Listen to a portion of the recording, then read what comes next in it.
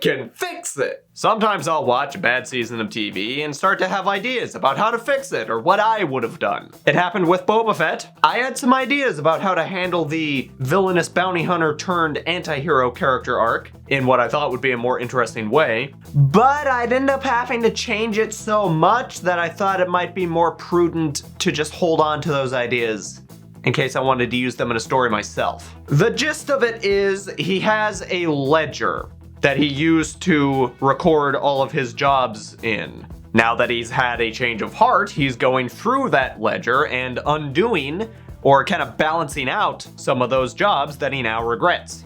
So, you know, the book of Boba Fett. Same thing happened with Rings of Power. I had a bunch of ideas I thought would work better, such as setting up the Stranger to be Tom Bombadil. But then I realized the best fix is to burn it all down and start with something more lore accurate. Or just do an elf monster hunter show. Because that was my initial reaction to the first couple episodes. I thought they should have just started small, established a Rondir as your local neighborhood monster hunter, and then built up to bigger things as you go along. It'd be something of a similar pitch to The Mandalorian or The Witcher.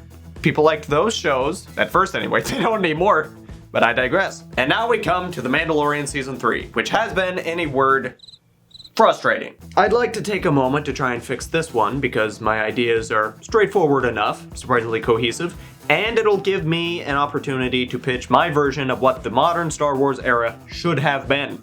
In another video, probably. So what is this perfect fix for Mandalorian Season 3? Don't reunite Mando and Grogu in a different show. I know that's the biggest complaint that everyone's gonna bring up when they really get down to it, but for good reason. I really want to give this season its best shot. Because I think there were some decent ideas there before everyone involved just went and ruined the ride. Am I a time traveler, or did this season really come out just before the writer's strike? Because I could have sworn they had no script. Or a first draft at the most. I don't know who to blame. Maybe it's Kathleen scrambling things around and throwing everyone for a loop. Or maybe John and Dave are just flying by the seat of their pants and don't really know what they're doing anymore. I guess we'll see how Ahsoka turns out. That seems to be Dave Filoni's baby. I don't know who's attached to direct it though. In this video, I shall review my thoughts for The Mandalorian Season 3 and offer a solution to try and tidy it up a bit. To focus on something more positive at first, The Bad Batch has been very good. The Clone Wars has always been pretty dear to me, so I've enjoyed seeing the continuance of its legacy. Not only is it creative and adventurous, but I also think if Andor hadn't come out, I'd consider Bad Batch Season 2 to be the most intellectual season of television from Star Wars, or at least under the Disney banner. Specifically anything having to do with Crosshair.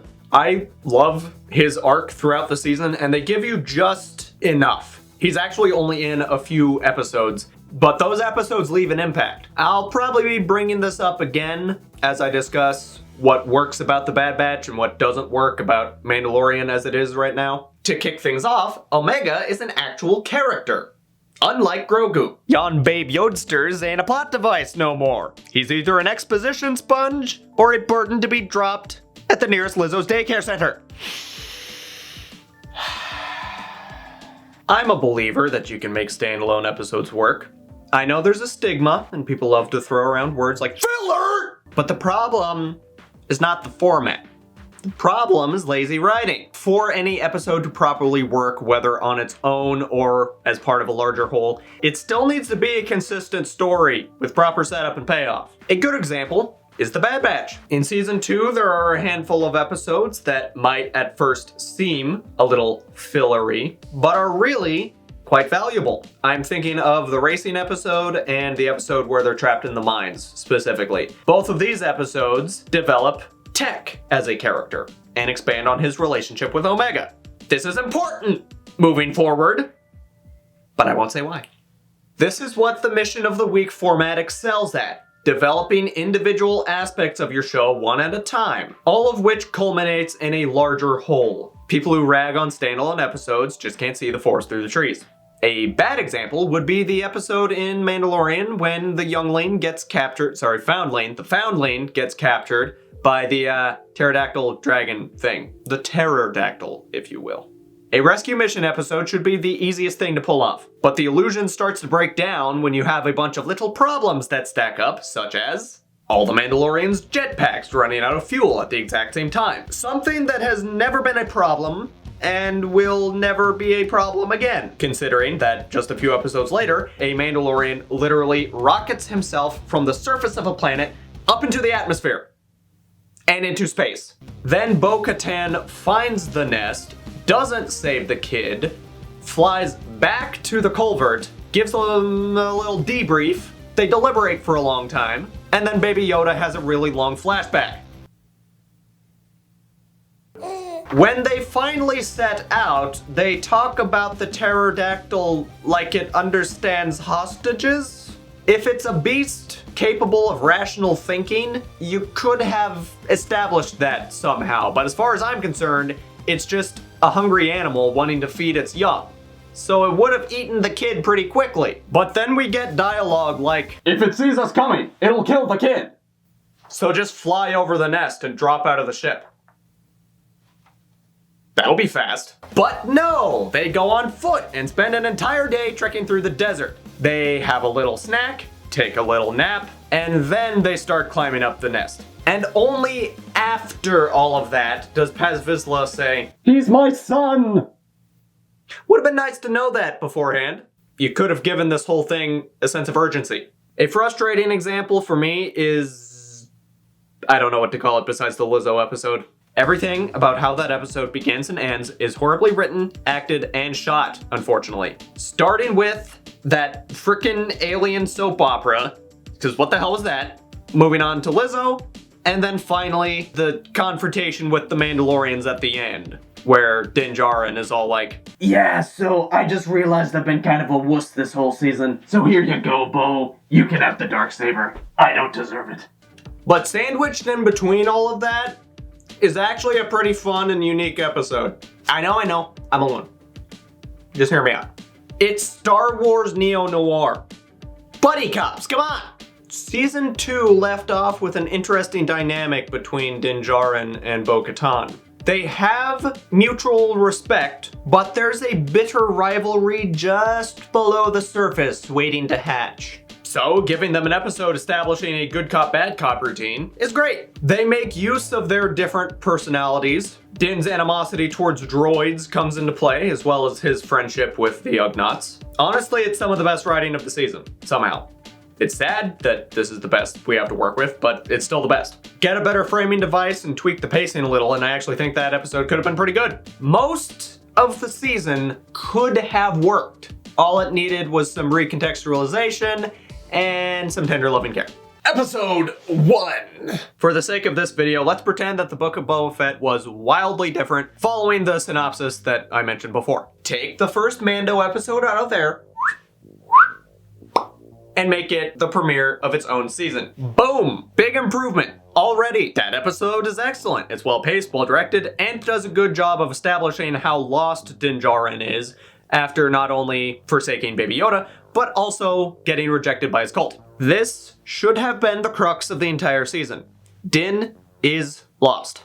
Alas, it was the filmmakers who instead became lost. Episode 2! You could keep the basic structure of the second Mando episode from Boba Fett. Just cut out some of that Baby Yoda training to make way for an actual plot. Don't worry, you can fit more Luke in later. I'd probably sprinkle in a scene or two throughout the season, used as either like cold opens or epilogues to each individual episode. And I'd probably also let there be some flashbacks to extra times with Din and Grogu when they were together, showing how much they miss each other. That way you can still say, look, Baby Yoda's in the season. You can market him, he's cute, people will be happy. There are ways of doing it without just derailing the entire show. So assuming that we've had a different Book of Boba Fett to pave the way, you can use some of the plot lines of that season that we actually got and put it into The Mandalorian. Because I think at one point, Boba Fett was supposed to be in this season, which gives the impression that there's even more getting screwed up behind the scenes than I even realized. To make this work, you should jump straight to Cobb Vanth having trouble busting up the drug trade and turning to Mando for help. Mando promises aid, but first he wants to drop by and see how Grogu is doing. Luke denies him, of course, because he doesn't want Grogu's training to be influenced, so Mando then flies off to Tatooine. Why do we keep going back to Tatooine? I don't know. But I want more Timothy Olyphant, so that's what we're doing. By the time that Mando gets there, however, Boba's already on top of things. Din still puts in his fair share of work, though. And I want all of his actions to seem extra blunt. Almost self-destructive. He's fully committed to the shoot first, ask questions later mindset. While Boba Fett is saddling up his Rancor, making a big spectacle out of it, Mando just swoops in with his ship and shoots everyone down. The bad guys. I mean, he shoots the bad guys. They both get praise, though Boba Fett is more interested in being a local hero, so he's the one that really ends up reaping the rewards. Either he or Vanth could try to convince Mando to stay, but it just doesn't feel like home to him, because that was the original point of Tatooine. Everyone wanted to leave. Mando doesn't want to be fat, he wants to hunt. Just suppress 65 million years of Mando instinct. Also, if you're gonna do the whole don't take off your helmet thing, we've got to elaborate on how that actually works. I'd have the episode end with Boba and Din getting a celebration in their honor. Boba's eating it up, Mando's playing along at first, but then he leaves early. He takes his meal, he goes to his ship. Okay, see, I don't like the small ship. He needs a place where he can unwind by himself. Where's he gonna do that? Huh? Which leads us to a scene where he takes off his helmet, revealing his true facial expression, which is just completely drained. There's a quiet scene where he eats while cleaning his helmet, because you know this thing's gonna need a good cleaning every now and then. And it all just feels vaguely depressing, but realistic. Episode 3. Mando needs a home. Mando needs a purpose. So he tracks down Bo-Katan to try and make a deal to start reclaiming Mandalore. One, I would still let Bo have plenty of angst over not being able to reclaim Mandalore yet, but I wouldn't want her to just be sitting alone in a palace all day because she had already failed explicitly and all of her troops left. Like there are other factions of Mandalorians out there that she'd have to unite. She can still have her team. It just seems redundant to me to be like, oh yeah, her team left and now they have to get them back. I don't know. Doesn't feel like a good payoff to season 2. 2, don't make up some BS about a myth that Mandalore has been poisoned and Mando needs to track down a droid to measure the atmosphere or whatever. Like all of that, again, it just seems redundant and like you're treading water. You're wasting time. I think everyone should know that Mandalore is habitable, but they also know that it's like super dangerous because of the crystallized surface being very unstable and all the giant monsters running around. Like, I don't mind random monsters popping out of nowhere if you establish them in their proper setting. 5 different episodes where a giant monster pops out and says, boo. If you say that, okay, it's been long enough that Mandalore has faded from civilization and the beasts have taken over, it's like post-apocalyptic Star Wars wilderness. I lost my train of thought, so at this point I'm just throwing out random words. Albuquerque. See, I can do it too. Snorkel. And so because of all those dangers, the New Republic had it on lockdown for a while. They are willing to return the land back to Mandalorian rule, but the problem is, which Mandalorian? They're all divided up into different factions and sects. If you play favorites with one, that'll just spark more conflict. That's not the New Republic's position to get involved in that. The best way to secure the land is to get all of the Mandalorians to work together and sign a charter agreeing to an equal divvying up of the land. Otherwise, the New Republic will just declare it free real estate and it'll function under gold rush rules, stake your claim and all that. Bo-Katan understands the politics, and Din Djarin just sees Mandalore as the one place where he might belong, so they team up. But the whole time they're working together, Bo is always kind of side-eyeing the Darksaber, and her dialogue and inflections give off a subtly fake camaraderie. They do get along, just not that well. These 3 episodes would play out more or less the same with some obvious adjustments. The Foundling should begin with Paz Vizsla saying goodbye to his son, as it is the Mandalorian custom to send their children out into the wilderness in order for them to prove their mettle and earn their helmet. Did I just pull that piece of lore out of my butt and slap it onto the Mandalorians? Yes, but it makes sense. They're a warrior cult. It makes sense that they'd be a little hardcore with their kids. Plus, it's something we know that historical cultures have done, so it helps ground them a little.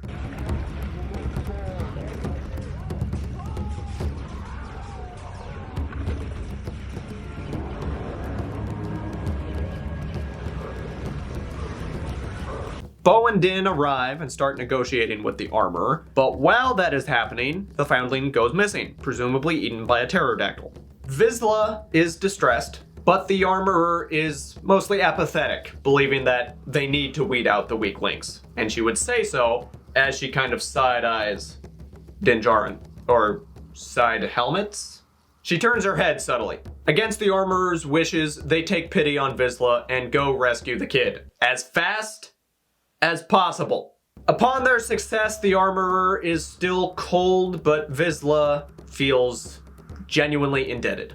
Episode 4. I guess I don't actually have that much to change about the whole pirate invasion episode, except anything having to do with the New Republic. It's so cheap. Like, why does the New Republic feel almost parody? So change that. Like, have Grief Karga just reach out to Mando directly, and then Mando convinces a potentially smaller number, but you know, he convinces the Mandalorians with Vizsla's help to go aid, Navarro?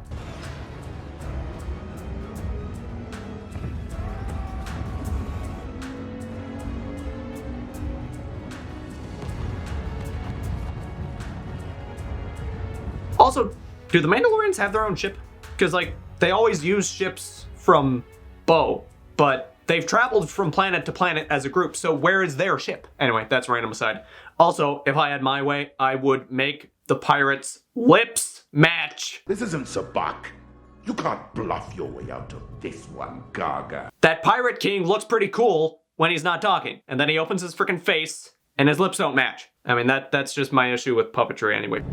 They haven't returned a dispatch in weeks. They're swamped. Never get nonsense. They've gotten it to work before, I think. Normally I have to seek out remnants of you Mandalorians. Queel worked, right?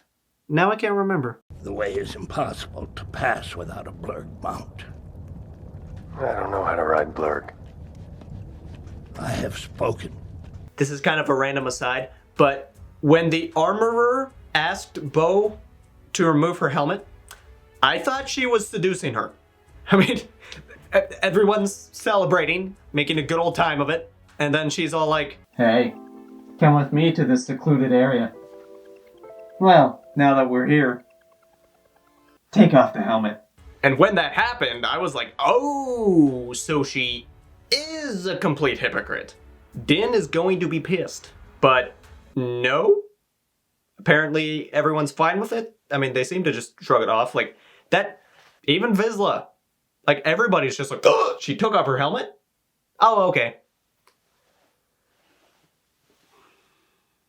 I'm not saying that the armorer should actually be hitting on Bo-Katan, but just do something with the armorer. She's not a very likable character. She's the one dictating all of these rules, and it really comes across like she's just making it all up as she goes along. I guess it is kind of cool whenever she whips out her hammers on some unsuspecting pirate / stormtrooper, but that still doesn't make her an investing character. Like, spectacle is literally all this show has going for it. It wouldn't be that hard to give it a little bit more. All I want is more. This show seems afraid to fully commit to what it has. Make Mando edgy and brutish? No! He's our marketable leading man. We can't let him do anything potentially controversial, like cutting a dude in half with a door.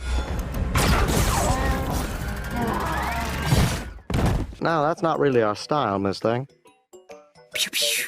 You know what? Okay, but it's just the holding, not the shooting. Make Bo-Katan an ego-driven warrior princess wannabe, whose respect for Din is eventually overridden by her jealousy and her own self-interest?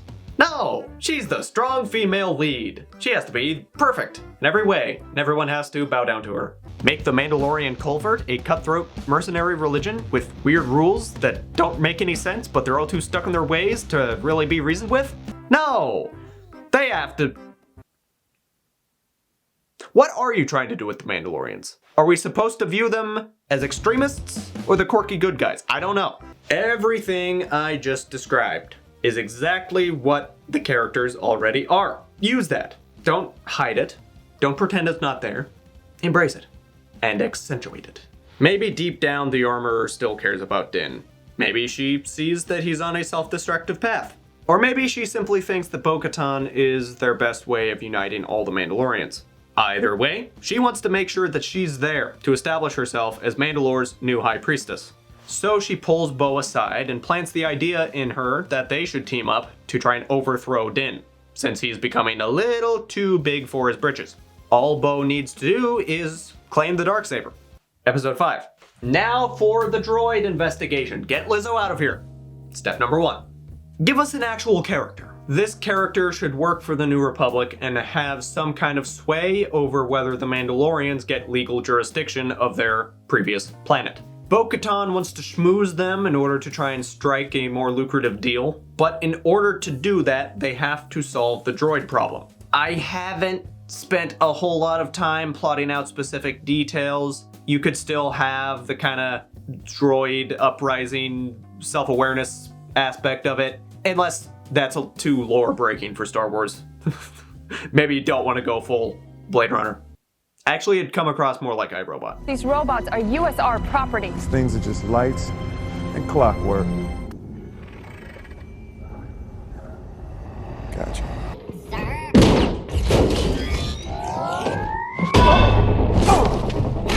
Anywho, however the episode plays out, it should come down to a divisive choice between Bo and Din. There is some actual danger to having repurposed battle droids running about, and they have to decide how to handle that. Their employer would rather they find a peaceful way to shut the droids down without harming any merchandise. But there is a more permanent option. Destroy them. I don't know about you, but this looks like a Mando who woke up and chose violence. He destroys the droids. Maybe they're at a factory and there's a self-destruct button, or he just shoots them all one by one while they're vulnerable. Either way, this ticks off Bo-Katan, as it will make her job harder. This leads to a confrontation between the two of them. Bo doesn't fight some rando Mando. She fights the main Mando, our Mando. And originally, I thought about actually having her win, because I was trying to make this season somewhat depressing and really pound Din Djarin into the ground. I mean, he's lost Baby Yoda. Boba Fett is a good guy now, stealing a lot of the glory. Bo-Katan just betrayed him in an attempt to boost her own reputation. And his den mother is an itchy bee who's been stringing him along. But the more I think about it, I just don't quite like that. It's his story. He should be the active player here. The point shouldn't be, look how everything is going wrong for him. It should instead be, look how the loss of Baby Yoda has driven him back to his extreme ways. I can bring you in warm, or I can bring you in cold. He wins the fight, and he gets it out of her that the armorer put her up to it. And, at this point, I actually need an extra episode to fill out the 8. So I'm thinking I'm gonna have to devote an entire episode to a random side character. No. Any one of these concepts could be split into 2 episodes. The Boba Fett one, for example, would have to boil down essentially an entire season. But I personally would be fine with longer single episodes. I remember the first couple episodes ever released kinda gave me some Samurai Jack vibes. Jack always managed to get a lot done in a 20-minute runtime. So if you're working with 40 to 50 minute episodes, there should be no excuse for not getting a lot done. Assuming that everything I've described above is locked into single episodes, this is how I would have the final few play out. Episode 6. This is more of a slow-paced, dramatic episode with Mando charging back to the culvert to confront the armorer. Why is that so hard for me to say? Armorer. Armorer. He asks if this is really all just because he took off his helmet, and if she'd finally give him a break if he went and took the plunge at Mandalore. I wouldn't present this as the only option, just the more extreme option. They do have other ways of baptizing, other areas, but it would be a bigger deal to make a pilgrimage to Mandalore. Plus, it would give him an opportunity to kind of stake his claim first, which again is something that might cause conflict. The armorer eventually reveals that it's more than just the issue of his redemption. She doubts his ability to lead, thinking that Bo-Katan would be the best option to unite the factions. Meanwhile, you'd get regular interludes with Grogu training with Luke, leading to Luke laying down the law that he can either be a Mandalorian or a Jedi, but not both. Which still doesn't really make much sense to me, considering that Luke went against the idea of the Jedi being emotionless when he tried to save Vader. But I guess there's a difference between a dire situation with his father versus a scholastic lesson. This episode would end with Mando ready to storm off to Mandalore by himself, but Pez Vizsla and a few other loyals step up to offer their aid. And my legs are getting really tired, so I'm gonna sit down for a while. Episode 7 would follow the basic structure of the real Episode 7, with them making a journey to the center of the earth style trek into Mandalore. But rather than wasting part of the journey on an earlier episode only to retread a lot of it again, I'd combine aspects of both of those episodes into one single grand reveal of Mandalore's current state. Also, no Empire. I mean, that idea wasn't horrible, but as I focus in on what I really think is important, it just becomes kind of unnecessary. The small group of Mandalorians fight their way through lots of monsters, barely surviving and working their way deeper and deeper into the heart of Mandalore. When they finally reach the mines, Din tells Vizsla to wait behind while he goes and cleanses himself alone. Also, it could be possible that while he's off on his own, the rest of the Mandalorians still need to hold off some kind of monster that's outside the mines. While they are distracted and Mando is alone, he discovers the MYTHOSAUR, and it ends in a Episode 8. The finale. Start with Baby Yoda having a dream that Mando is in some sort of danger. I don't know whether this is a forced dream specifically, or if it's just a dream that gives him a feeling, but either way, it still fits. Grogu then wakes up, and Luke notices he's distracted, but ready to make a choice. Now back to Mando. He finds the MYTHOSAUR and immediately wakes it up, leading to some sort of spiritual battle between the two.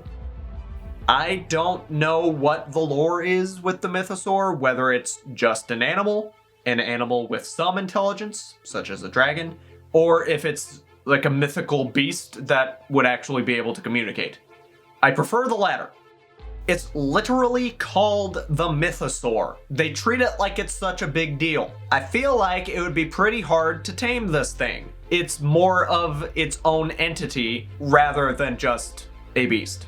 So Mando tries to fight the MYTHOSAUR, whether physically or spiritually, but he loses, and in the process drops the Darksaber into the water. He is humbled and at the MYTHOSAUR's mercy, but the beast is impressed. He lets Mando live, but with a warning. You're not some mythical warrior. You're just a man looking for his place in the galaxy. You'll find it once you stop looking.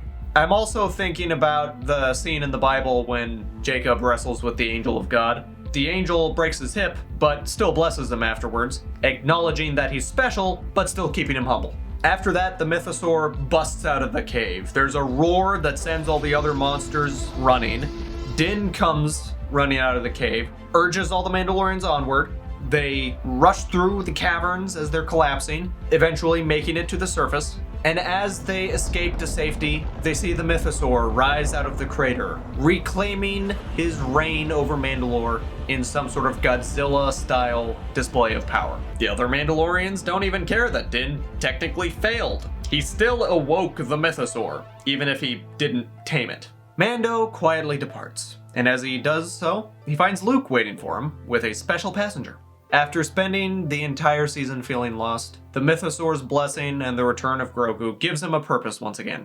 So he talks to the Republic soldier about becoming a freelance agent, and retires to a peaceful cabin somewhere with Grogu at his side. Here he removes his helmet, and one of the final shots of the season would be his face, displaying not depression, but rather peace. Specifically contrasting the scene at the beginning of the season.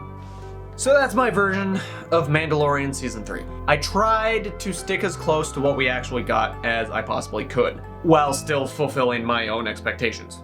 I feel like it resolves Din Djarin's arc in a satisfying way, while still leaving his future somewhat ambiguous. You could do a Season 4 about him working for the Republic, or make it the Mandalorians and follow several characters, not just him. Or you could let this show lie and then move on to a different project. As I said, I was planning on doing a breakdown of what the whole Disney era could and should have been, but that's its own video. So I'll see you there.